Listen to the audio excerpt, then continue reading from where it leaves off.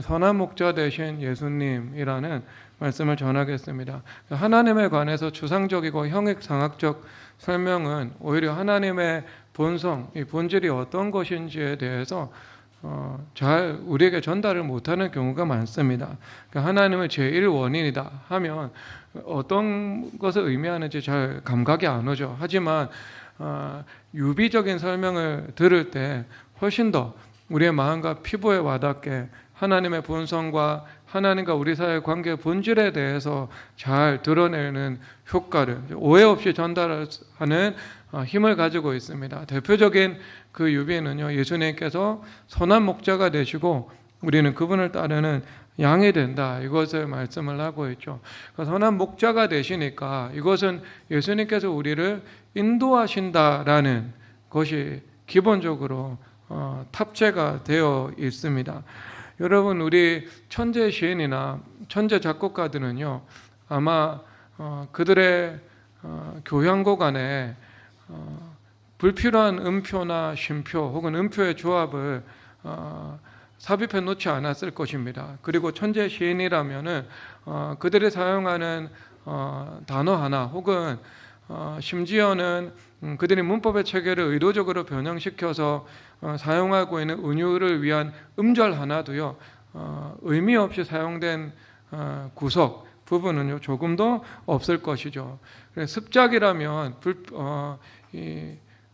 부속된 것들이 많이 있겠죠. 삭제도 되는 것이요. 하지만 점점 그 능력이 천재에 가까워지고 가까워질수록 의미 없는 것은 전혀 없어지게 되는 겁니다. 그래서 하나하나에도 그 창조자의 깊고 세밀한 의도가 내포되어 있는 것을 우리는 알 수 있게 되는 거죠. 그러면 하나님은 습작가로 우리를 인도하시는 분이 아니잖아요. 완전한 지혜를 가지고 계신 분이십니다. 그래서 우리의 삶 가운데에서 주님께서 인도하시는 부분 가운데 필요 없는 부분, 또 덜어내어야 하는 부분, 지워야 하는 부분은 전혀 없이 주님께서 우리의 삶을 인도해 나가신다는 것들, 우리의 인생 가운데에는 죄를 제외하고서는 어떤 것도 버릴 것이 없다는 것을 우리는 인정할 수 있겠죠. 주님께서 우리를 인도하신다, 선한 목자께서 우리를 인도하신다라는 것을 의미하는 겁니다.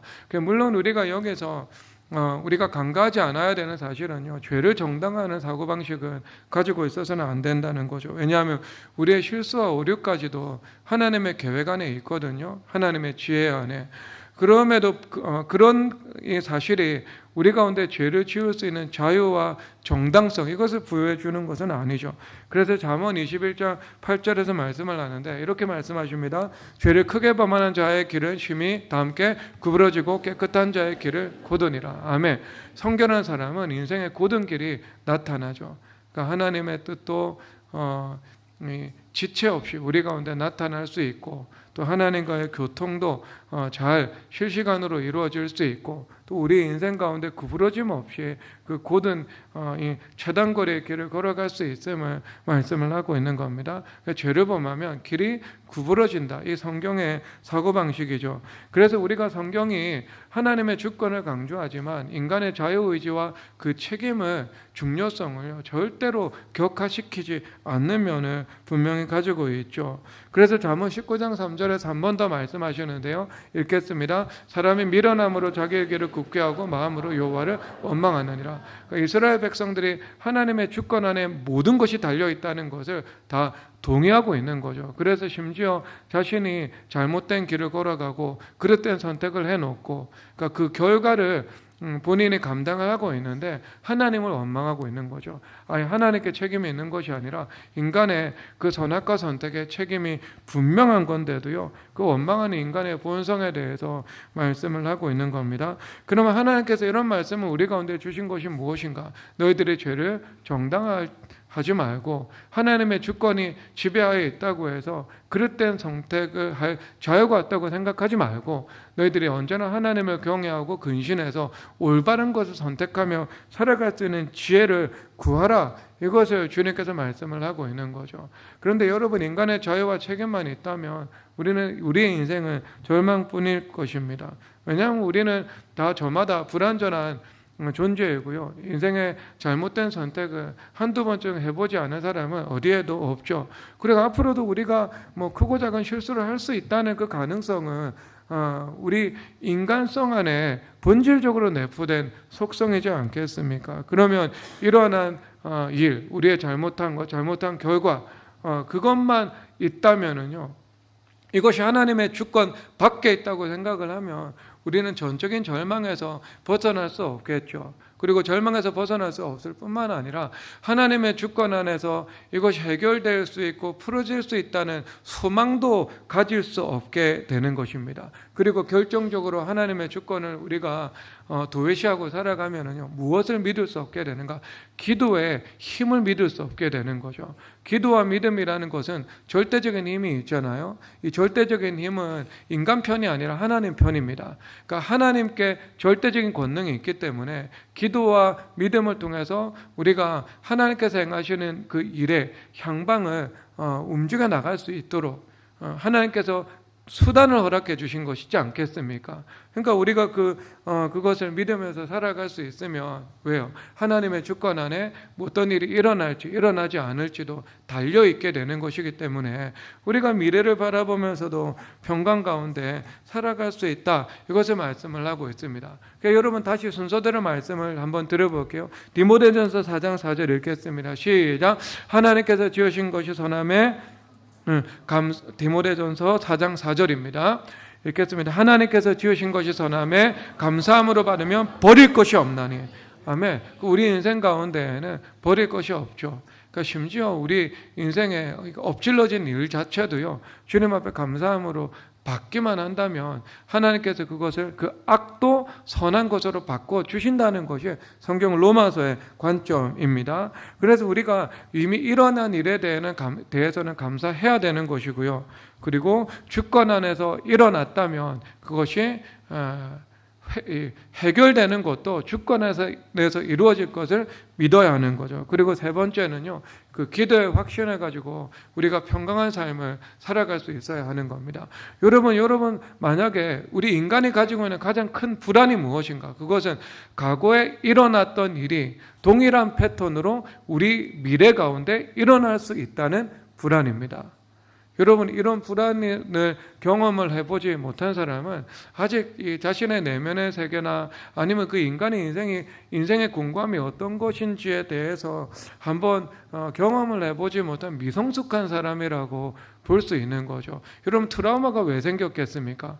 이 트라우마라는 것은요, 과거에 있는 일이 내 앞으로도 근거가 있든 근거가 없든 일어날 수 있다라는 그런 망상을 가지고 있기 때문에요, 우리 안에 트라우마라는 것이 있죠. 그래서 우리가 뇌 지각계를 보면 인간이요, 이성적 반응보다 감정적인 반응이 훨씬 더 빨리 선행됩니다.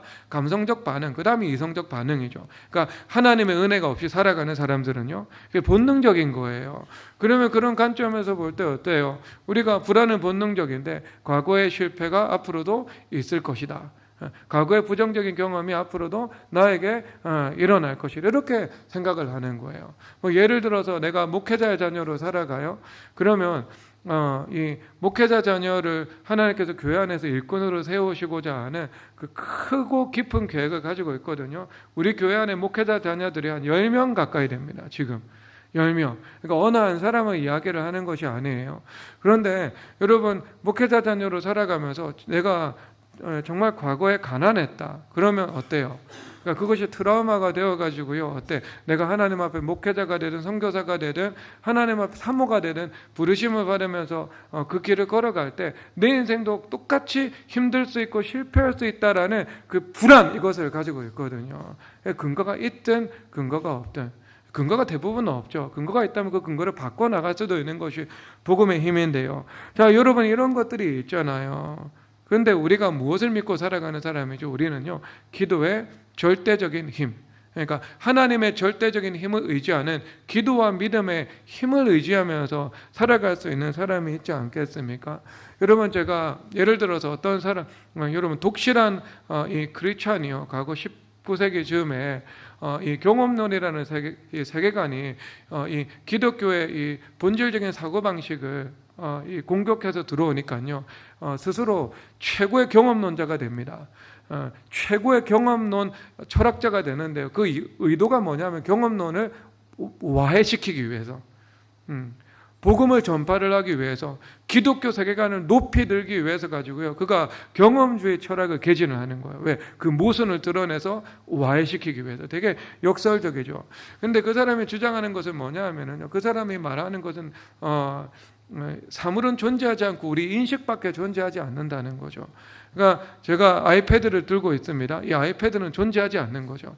아이패드가 존재한다는 데 인식만 존재한다는 겁니다.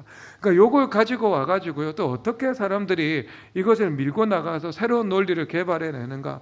아니 우리의 인식 자체가 세계의 구성을 바꿀 수 있다. 뭐 이렇게 이야기를 하는 거죠. 근데 여러분 이것은요. 시작은 맞는데 여러분 사실상 틀리죠. 자, 예를 들어서 저 사람이 나를 좋아하지 않아? 자, 이런 인식을 가지고 있어요. 그러면 우리가 인식을 바꾼다면 우리가 두 가지로 바꿀 수 있겠네요. 저 사람이 나를 좋아하지 않는 것이 아니라 저 사람은 나를 좋아한다는 인식으로 바꿀 수 있고요. 그리고 또 두 번째 바꾸는 인식은요. 저 사람이 나를 좋아하든지 좋아하지 않든지 나는 상관없다라는 인식으로 바꿀 수 있는 거죠. 그런데 정작 바뀌지 않은 것은 뭐예요? 저 사람이 나를 좋아하는지 좋아하지 않는지는 모르는데 저 사람의 그 감정의 기호의 방향은 내가 바꾸지 못한 거잖아요. 인식을 바꾼다는 게 어떻게 세상을 바꾼다는 것이 될 수 있겠습니까? 그 시작은 긍정적 출발은 될 수는 있지는 모르지만 사실상 우리 삶 속에서 바꿔놓은 것은 아무것도 없다라는 일이 있는 겁니다. 근데 여러분 우리는 아니죠. 기도와 믿음이라는 것은요. 그 세계를 바꾸어 놓을 수 있는 실질적인 힘이 있는 겁니다. 그러니까 여러분 기도에 관해서는요. 예를 들어 기도에 관한 많은 관념을 가지고 있는 사람은요. 절대로 기도를 많이 하는 사람을 따를 수가 없습니다. 전자의 이해는요, 후자의 이해에서 매우 부족한 거죠. 그러니까 기도에 관한 헬라적인 이해는요, 기도에 관한 히브리적 이해를 따라갈 수가 없어요. 그러니까 모세가 가지고 있고 사무엘이 가지고 있고 한나가 가지고 있었던 기도에 관한 이해는요, 예를 들어 C.S. 루이스가 기도에 관해서 아무리 묵상해도요, 절대로 못 따라갑니다. 그것은요, 왜? 기도에 대한 관념은요, 기도에 대한 이 기도의 믿음, 즉 히브리적 기도의 믿음과 그 결과 그것을 따라갈 수가 없는 거예요. 기도해본 사람 못 따라간다니까요. 모세와 사무엘과 한나의 그 기도의 관점을요, 이게 도달할 수가 없어요. 도달할 수가 없어. 그러니까 여러분 우리는요 기도에 관해서는요 철저하게 히브리적 이해에 충실해야 됩니다. 여러분 그 모세의 기도를 한번 제가 역설적으로 한번 가르쳐 드릴게요. 신명기 3장 26절 다 함께 읽도록 하겠습니다. 읽겠습니다. 시작. 여호와께서 너희 때문에 내게 진노하사 내 말을 듣지 아니하시고 내게 이르시기를 그만해도 족하니 일로 다시 내게 말하지 말라. 아멘. 여러분 저는 이게 기도의 능력과 믿음의 힘이 얼마나 큰지 이 하나님께서 응답하시되 거절로 응답하신 이 본문을 통해서 경험을 하게 되는 거예요. 여러분 모세는요 가나안 땅 들어가면 됩니까 안 됩니까? 모세는요 가나안 땅 절대 들어가면 안 돼요. 왜냐하면 모세는요 율법의 대표자입니다. 모세의 후계자 여호수아는요 예수님의 예표잖아요. 그래서 여러분 여호수아라는 이름이 있고요. 예수님은요 예수아라는 이름입니다. 그 같은 알파벳인데요. 이것이 히브리적으로 발음을 하면 여호수아가 되고요. 아람어로 발음을 하면 예슈아가 되는 거죠. 그러니까 로날도라는 이름이 있잖아요. 이것이 포르투갈의 본토 발음으로는요. 호날두가 되는 건데 그 브라질리언의 포르투갈어 발음으로는요. 호나우도가 되는 거죠. 영어로는요 로날드 이렇게 되는 것이지 않겠습니까? 같은 이름의 두 발음 양식인 것입니다. 그러니까 여러분 여호수아는 가나안으로 인도하는 사람이에요. 그 신약적 예표예요. 하지만 모세는요 어떻게 해요? 구약의 대표자인 것입니다. 그래서 모세의 사명은요 구약 율법의 대표자로서 구약에서 끝나는 거예요. 신약의 예수님께 바톤 터치를 해야 되는 것이거든요. 그래서 그 관점에서 모세는요 실수하지 않았어도 범죄하지 않았어도요 가나안 땅에 못 들어갑니다. 가나안 땅에 입성하기 전에요 그는 하나님 앞에 불림을 받아서 천국에 갔을 것입니다. 그런데 여러분 어때요? 이 모세가 우리는 그 구속사적 관점에서 하나님의 경륜에 입각해서 절대로 들어가지 못한다는 것을 알고 있습니다. 그런데 모세는 하나님 앞에 어떻게 기도를 드려요? 믿음을 가지고요, 하나님 앞에 주님 가나안에 입성할 수 있도록 하나님께서 하나님의 뜻을 바꾸어 주십시오. 들어가지 못한다는 계획을 철회해 주시고 내가 들어가서 보게 해 주십시오라고 기도를 드리지 않습니까? 하나님 앞에. 그러면 하나님께서는 그 시점에서는 거절하셨습니다. 안 돼! 라고 말씀을 하셨어요. 그런데 모세가 가지고 있는 하나님에 대한 인식은 뭐예요? 기도에 대한 그가 가지고 있는 관점은 뭐예요? 이런 절대적으로 들어갈 수 없는 사안이라 할지라도 하나님 앞에 기도해 보는 거예요. 왜? 하나님께서 바꾸어 주실까 봐. 그러니까 그동안 모세가 하나님과 깊은 관계를 맺었죠. 하나님에 대해서 구약에도 신약에도 모세만큼 하나님을 더 아는 사람이 없죠. 모세만큼 그 기도의 위대한 역사를 경험해 본 사람이 없잖아요. 그 홍해가 갈라지는, 그 자연 홍해가 갈라지는 문자 그대로의 기적을 경험을 한 것이지 않겠습니까? 그러니까 여러분이 모세는요, 그 하나님이 어떤 분이신지, 하나님이 우리의 기도에 대해서 어떻게 반응을 하시는지, 기도와 믿음이 얼마나 강력한 이 역사하는, 운동하는 힘을 가지고 있는지 알고 있었기 때문에요, 거절당했지만 그런 기도를 드릴 수 있었던 거예요. 그렇죠.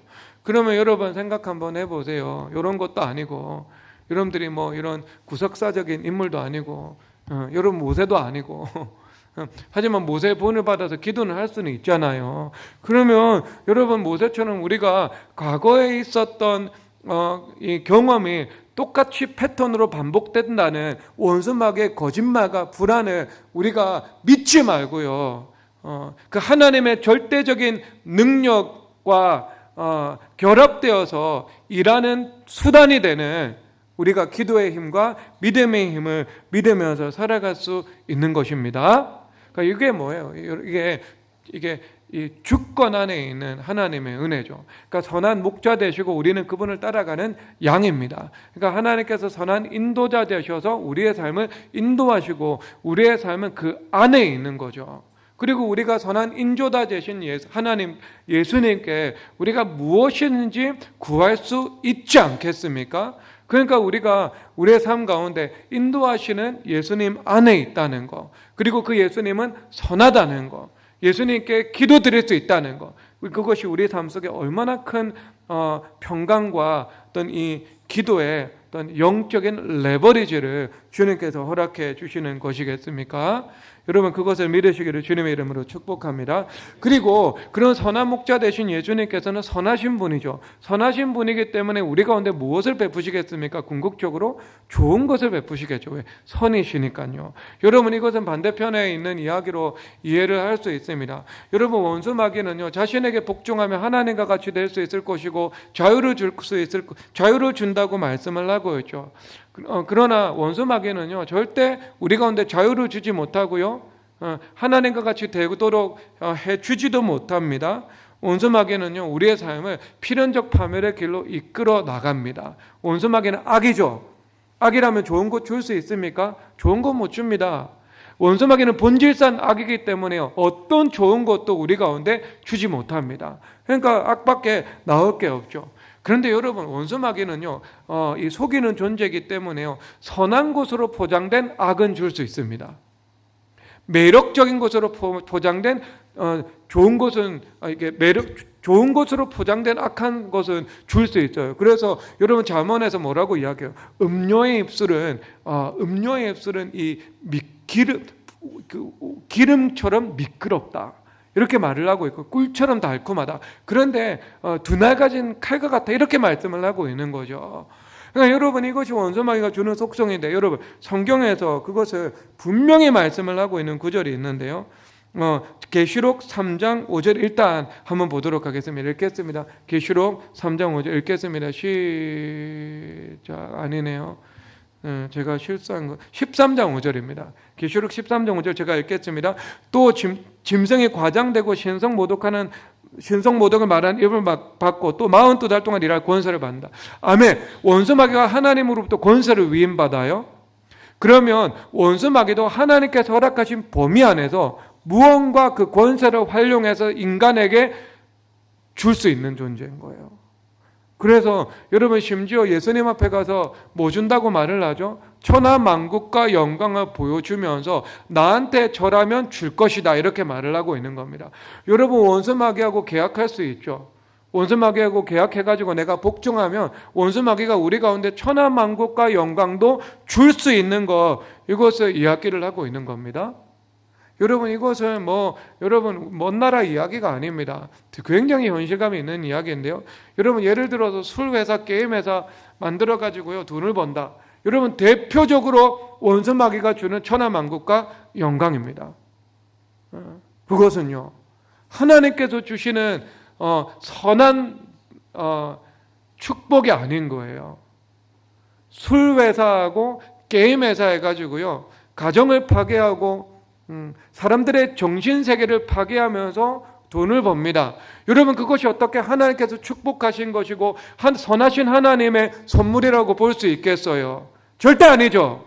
그것은요 원수 마귀가 주는 천하만국과 영광인 겁니다. 마약 팔아서 돈 버는 거, 불법 도박장 운영하면서 돈 버는 거, 이거 다 똑같은 내용이 되겠죠. 그리고 또 어떤 일이 되는가? 여러분 우리 이 대한민국에 그 엔터테인먼트 업계 천재적인 제작자가 있잖아요. 그런데 그 사람이 이 미혹을 받아가지고요 완전히 망하는 길을 선택해서 걸어갔잖아요. 그런데 이 사람이 가지고 있는 문제는 무엇인가? 점쟁이를 의존한 거예요. 점쟁이 의지하고 무당 의지하잖아요. 그러면 처음에는 일이 잘 풀리는 것 같고 인기와 명성도 얻는 것 같아요. 여러분 이 원수 마귀의 술수입니다. 좋은 거 다 줘요. 그리고 결정적으로 이 사람이 완전히 망하는 길을 걸어가도록 이끌어 나가는 거. 원수 마귀는 본질상 악이기 때문에요 악밖에 줄 수 없습니다. 천하만국과 영광으로 포장된 것이라도요 나중에 그것을 미끼를 물어버리면은요 나중에 그 미혹의 처참한 결과가 인생 속에서 나타나게 되는 겁니다. 이건 우리가 미디어를 통해서 유명한 사람들의 그런 인생의 결말을 통해서도 우리는 볼 수 있는 거죠. 근데 여러분 하나님은 그런 분이 아닙니다. 하나님은 존재 자체가 선이잖아요. 그 하나님을 의지하고 믿고 따라가는 사람들에게 좋은 것을 주실 수밖에 없습니다. 선을 베푸실 수밖에 없어요. 계시록 14장 4절 다 함께 읽도록 하겠습니다. 읽겠습니다. 시작. 계시록 14장 4절 읽겠습니다. 제가 읽겠습니다. 이 사람들은 여자와 더불어 더럽히지 아니하고 정결한 자라 어린 양이 어디로 인도하든지 따라가는 자며 사람 가운데에서 성령을 받아 처음에 그 열매로 하나님과 어린 양에게 속한 자들이니 아멘. 그래서 어디든지 어린 양이 인도하는 대로 따라간다 말씀을 하고 있습니다. 근데 제가 어린 양이 인도하는 대로 따라가다 보니까요 그 경과와 과정 가운데는 연단도 있고 시험도 있고 쓰라림도 있고 고통도 있고 실수도 있고 죄도 있고 모든 것이 다 있어요. 하나님의 계획 안에 있는 일이기 때문에. 그런데 여러분 심지어 어린 양의 인도하심을 따라가다 보면은요 내 죄와 실수로 인해서 내가 고통과 이 공고한 일을 겪는다 할지라도요 하나님께서 그것을 통해서는 좋은 것을 베풀어 주십니다. 그리고 실수가 아니라도요 하나님께서 분명한 인도하심을 따라서 살아가면서 하나님께서 주시는 시험과 고난도 있죠. 시험과 고난 없이 하나님께서 우리 가운데 좋은 거 잘 안 주시는 분이시니까 대부분의 경우에서는요. 그러니까 그것도요 하나님께서 결국 굴곡은 있지만 하나님께서 우리 인생의 고점으로 인도를 해 나가십니다. 그러니까 주님 본성 자체가 선하신 분이기 때문에 주님을 따라가면 언제나 좋은 것이 있습니다. 그래서 여러분 왜 니코마스 코스 윤리학에서 좋은 친구라는 존재는요 그 친구의 고귀함과 유익함을 위해서 무언가를 행한다 이렇게 말을 하고 있잖아요. 우리의 선. 그러니까 예를 들어 술 취한 친구가 칼을 달라고 합니다. 그럼 칼을 주는 것은요 호의가 아니죠. 그 해가 되는 것이지 않겠습니까? 그러니까 여러분 성경에도요, 술 취한 친구에게 칼을 쥐어주지 않게 해달라는 그런 기도가 나오는데요. 마태복음 6장 13절 다 함께 읽도록 하겠습니다. 읽겠습니다. 우리를 시험에 들게 하지 마시옵고 다만 악에서 구하옵소서. 아멘. 자, 시험에 들지 않도록, 그리고 악에 빠지지 않도록 시험과 악으로부터 우리를 보호해 달라고 기도를 드리는 거죠. 이 기도거든요. 그러니까 기도 가운데 한 조항인데 유보 조항이다, 이렇게 말할 수 있겠네요. 여러분, C.S. 루이스가 시험에 대해서 말하면서 원수마귀의 유혹뿐만 아니라 우리 인생에서 당하는 힘든 일, 역경이 모든 것을 시험이라고 확대 해석을 하고 있거든요. 그러니까 하나님께서 우리의 삶을 인도하실 때는요, 우리가 하나의 기도를 드릴 때 그 기도의 한 부분만 보실 수가 없는 분입니다.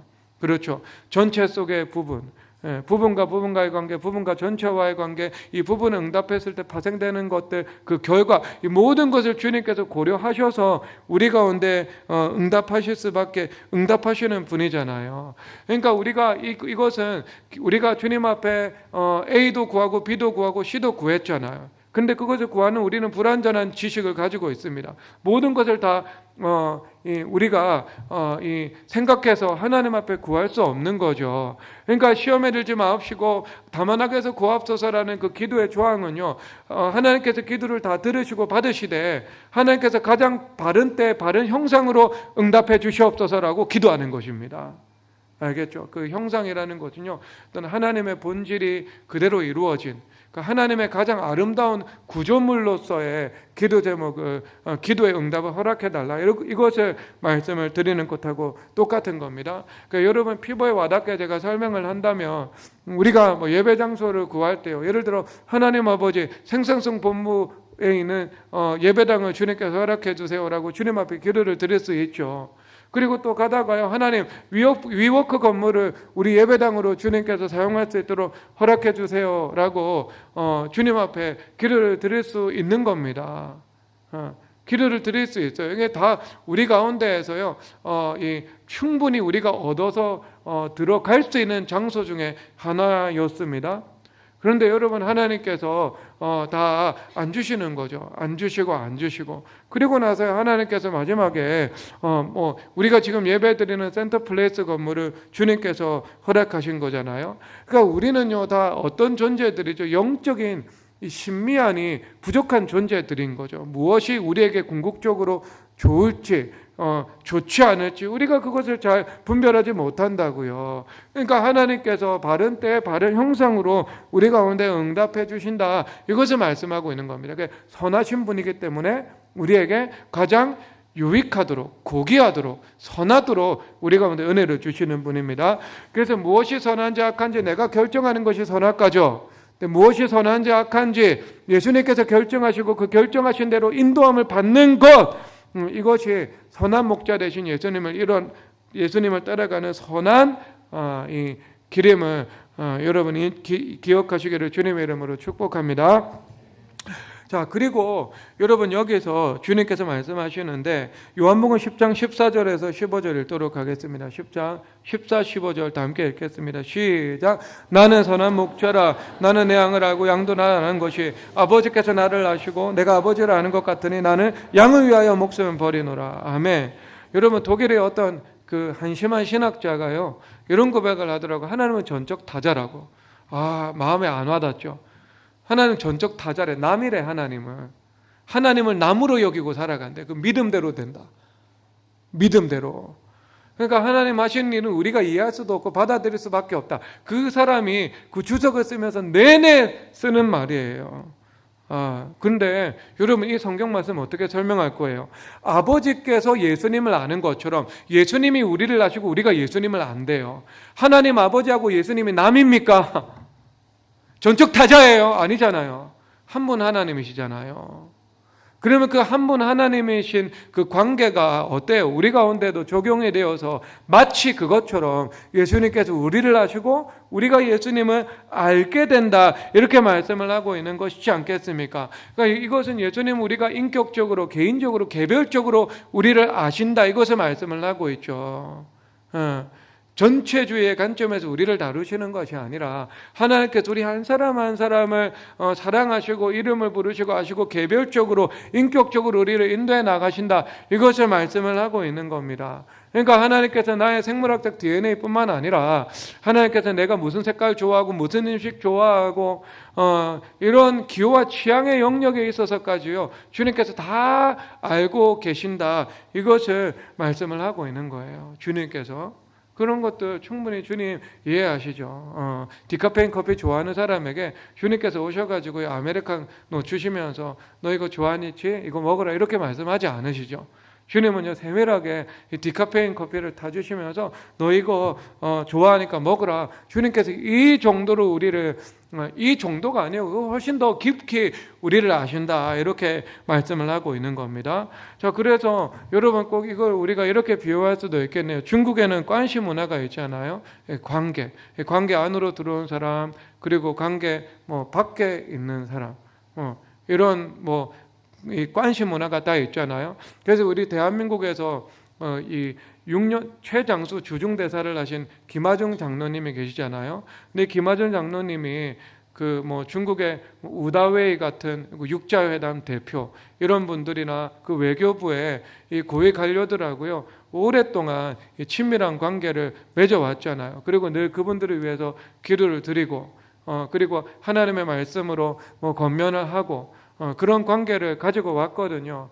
그러다 보니까 이분이 중국에 그 아그레망 신청을 했는데 전에도 없었고 후에도 없었던 최단기간에 그 대사 아그레망에 나왔잖아요. 3일 만에 나왔습니다. 이 기록은 중국 외교부 역사상 깨트려지지 않는 그런 기록이 되었죠. 경이적인 기록이니까요. 그러니까 이게 관계 안에 들어왔을 때 베풀어 줄 수 있는 이게 특별한 호의, 이렇게 말을 할 수 있겠네요. 그러니까 예를 들어 여러분 중국 공안에 힘 있는 사람을 알고 있다 이러면은 어떻게 해야 돼요? 내가 꼭 필요한 시간에 꼭 필요한 도움을 그로부터 받을 수 있다, 이것을 말씀을 하고 있는 거잖아요. 그러니까 일반적인 관계를 넘어서서 제가 말씀드리고자 하는 것은요, 아주 특별한 관계다. 그 특별한 호의와 후대를 베푸는 관계다, 이렇게 말씀을 하고 있는 것이잖아요. 그러니까 여러분 이겁니다. 여러분, 예수님께서 나를 아시고 내가 예수님을 안다는 것은요 그 친밀함인 거죠. 친밀함, 그 깊은 관계, 이것을 말씀을 하고 있는 겁니다. 자, 그런 삶을 살아갈 때 어떻게 되겠어요? 예수님은 하나님 무소부재하신 분이잖아요.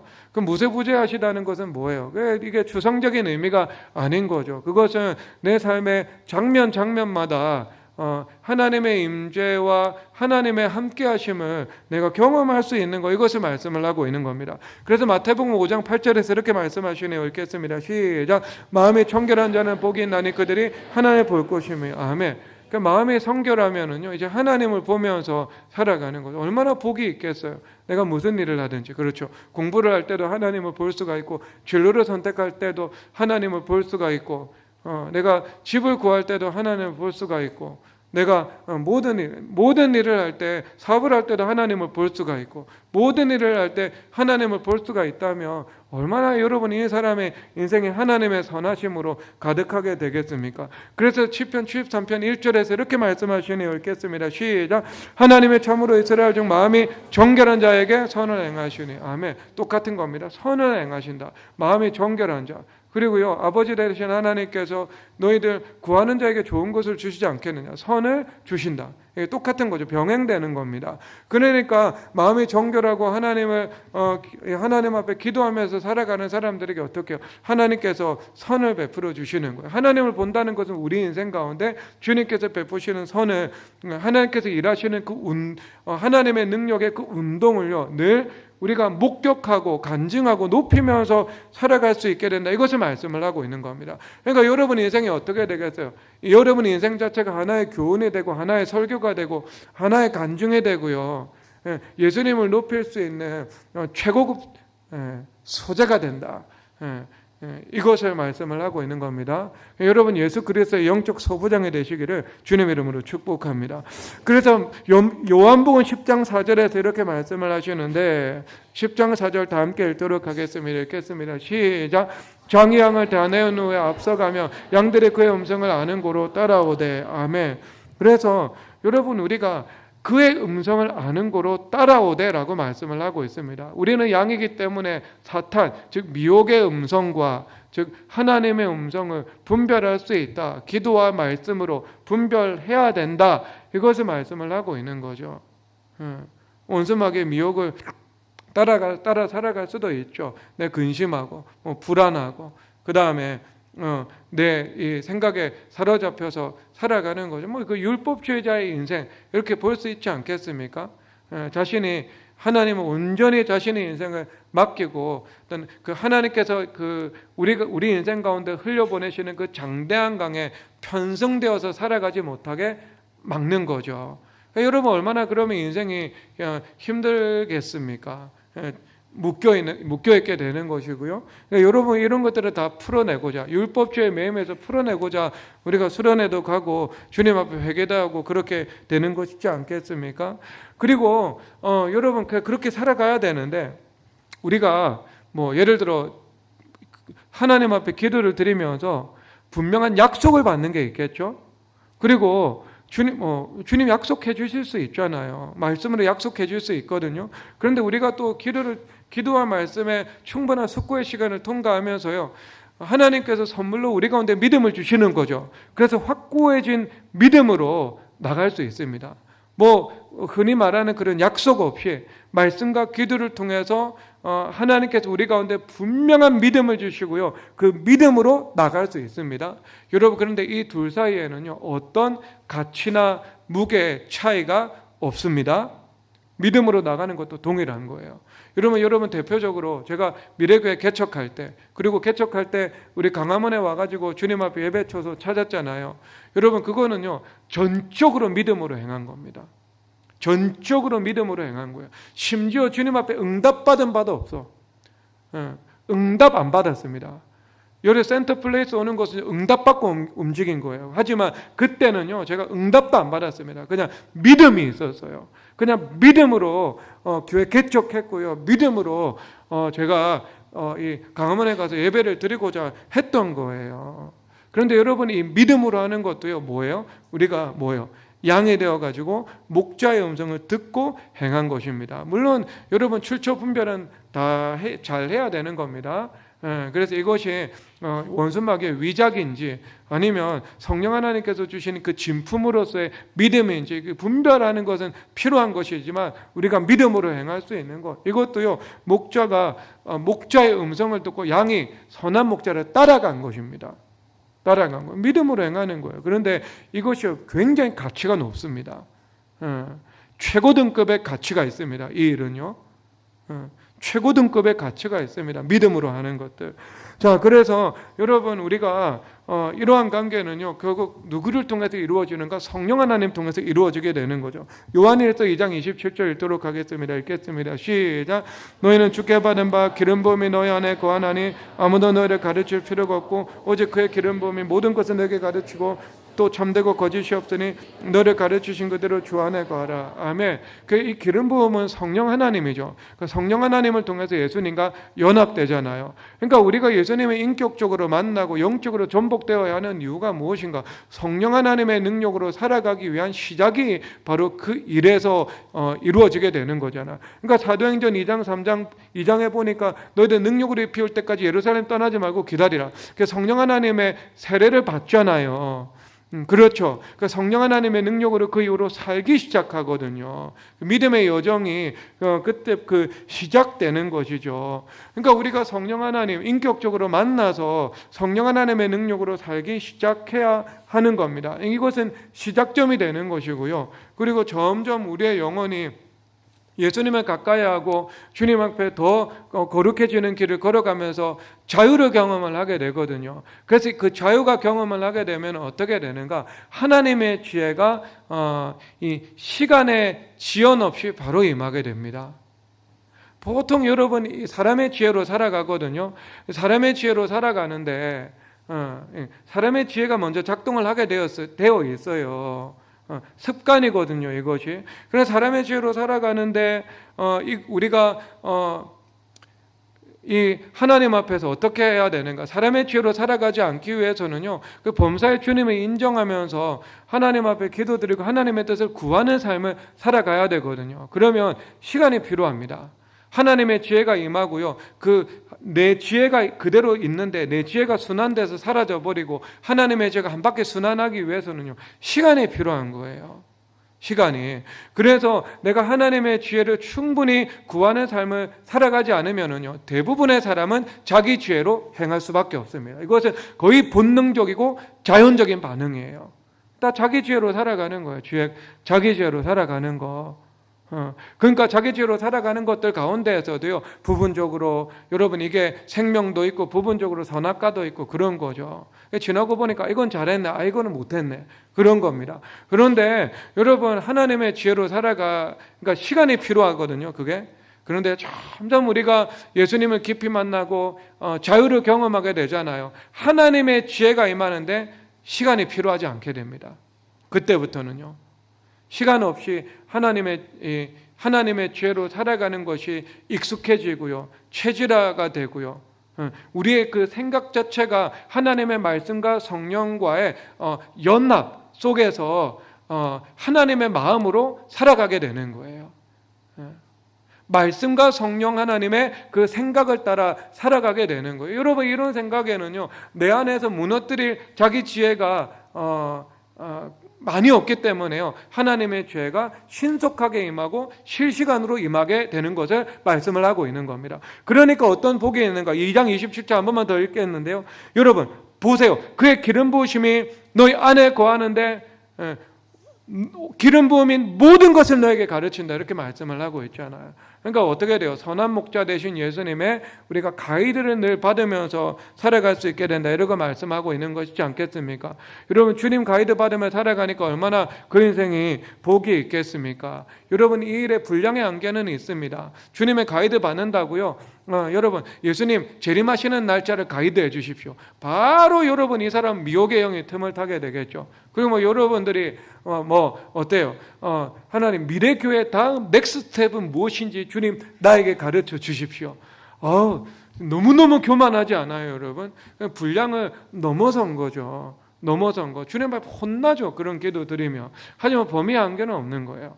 분량의 한계는 있어도. 그래서 주님 앞에 가이드 받을 게 얼마나 많이 여러분이 있어요. 가이드 받을 게. 늘 가이드 받으면서 살아가야 되지 않아요? 하나님 오늘 주일날 예배 때 어떤 꼴을 양떼들에게 먹일까요? 여러분 가이드 받아야 되는 거잖아요. 가이드 받아야 되는 거. 그럼 여러분 인생 가운데 필요한 가이드가 얼마나 많아요? 여러분 이 복잡 미묘한 관계가 있는데 주님 이거 어떻게 풀어나갈까요? 주님 좀 가이드 좀 해주세요. 주님 앞에 기도를 드려야 되지 않겠어요? 그렇죠? 주님 내가 이 투자를 해야 되는데 내가 어떻게 투자를 해야 되겠어요? 주님 나에게 가이드를 좀 해주세요. 주님 앞에 기도를 드려야 되지 않겠어요? 그러니까 그런 선한 목자 되신 예수님께서 그런 은혜를 여러분 가운데 베풀어 주시기를 원하신다고요. 원하신다. 큰 진로의 문제부터 소소한 삶의 여러분 그 사안들까지도요, 주님께서 개입하시는 것들, 주님의 선하심을 나타내는 것들을 주님께서 기뻐하신다는 것을 믿으시기를 바랍니다. 그래서 여러분 사고가 아직 자유해지지 않아도, 여러분 자유해지지 않은 거 여러분 알고 계시죠?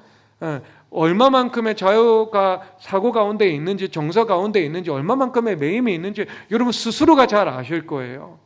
그러면 여러분 그러면은요 어떻게 해야 돼요? 충분한 시간을 두고 하나님의 가이드를, 예수님의 선한 목자의 가이드를 구하시면 되는 겁니다. 구하시면 그런 주님의 목자 되신 주님을 따라가는 은혜가 있기를 주님의 이름으로 축복합니다. 우리 다 함께 일어나서 찬양하도록 하겠습니다.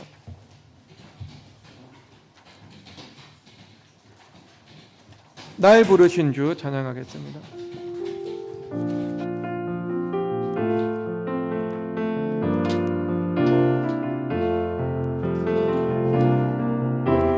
나를 부르신 주가 이루어 주시네. 참 주시네. 나의 걸어가는 길 늘 동행하시네. 혼자라 생각했던 삶 늘 함께 하셨네. 난 찬양해 언제나 어디서나 부르신 그 뜻대로 나를 지으신 주의 뜻대로 난 찬양해 영원토록 노래하네. 나를 부르신 대로 주를 찬양하며 살아가리라. 난 찬양해 언제나 어디서나 부르신 그 뜻대로 나를 지으신 주의 뜻대로 난 찬양해 영원토록 노래하네. 나를 부르신 대로 주를 찬양하며 살아가. 난 찬양해 언제나 어디서나 부르신 그 뜻대로 나를 지으신 주의 뜻대로 난 찬양해 영원토록 노래하네. 나를 부르신 대로 주를 찬양하며 살아가. 나 찬양해 언제나. 나 찬양해 언제나 어디서나 부르신 그 뜻대로 나를 지으신 주의 뜻대로 나 찬양해 영원토록 노래하네. 나를